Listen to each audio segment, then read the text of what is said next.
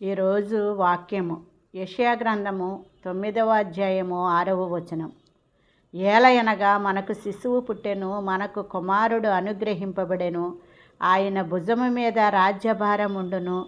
ఆయన ఆశ్చర్యకరుడు, ఆలోచనకర్త, బలవంతుడైన దేవుడు, నిత్యుడగు తండ్రి, సమాధానకర్తయగు అధిపతి అని ఆయనకు పేరులు పెట్టబడును.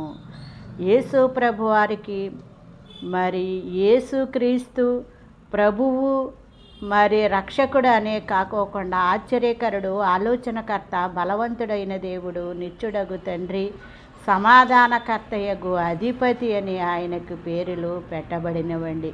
యెషయా ప్రవక్త ద్వారాగా ఆయనకున్న ఘనతను, మహిమను మనకి తెలియపరిచాడు.